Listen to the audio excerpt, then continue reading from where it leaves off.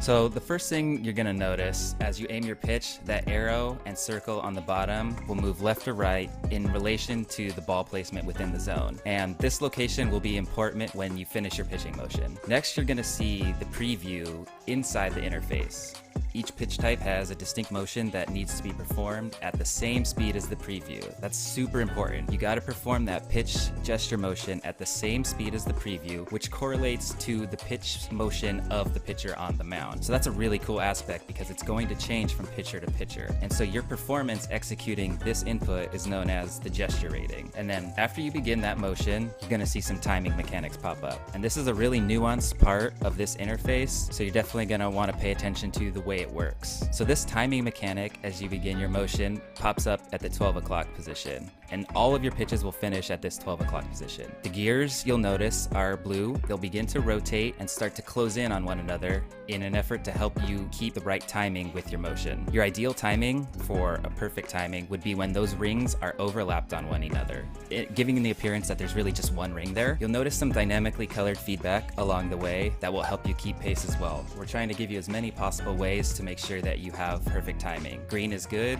on time. Yellow means that you need to slow down a little bit, and red means you're failing. Right, so timing is key here. And when you pick your pitch, it's gonna start the cycle so you can get that timing down. So we're gonna give you that preview of the timing that you're trying to match, right? Right, and it's definitely not an easy thing to master. This is definitely a more experienced, a more competitive mechanic, but one that rewards you because of that. Once you get that 12 o'clock position, there's gonna be another timing mechanic that shows up exactly where you placed your arrow and circle at the bottom just before executing your pitch. Again, the ideal timing is when those rings overlap or the appearance is just one ring. And so the execution of this release pit will be known as your release timing. And again, a really cool factor in this is that each pitcher has a distinct pitch timing and motion. And so Kershaw, in his windup, you're gonna have to sit a little bit at a top, and it's gonna take a little bit of patience and trial and error. Whereas someone coming straight out of the stretch is gonna be a quick, like 1 second. So it's gonna take something to master, but that's exactly what we were looking for out of it. Okay, and the gestures change per pitch type, correct? Correct. Fastball, four-seam fastball, straight up and down being the easiest, with all of the other off speeds having intricate motions. And this is where the strategy comes in, right? And what we're trying to really replicate here is what's happening on the mound in real life, where 9 times out of 10, a guy's best pitch is his fastball, right? Absolutely. That's going to be the easiest pitch he can throw and locate. And then as you're going down the line, those secondary pitches gets a little bit dicier,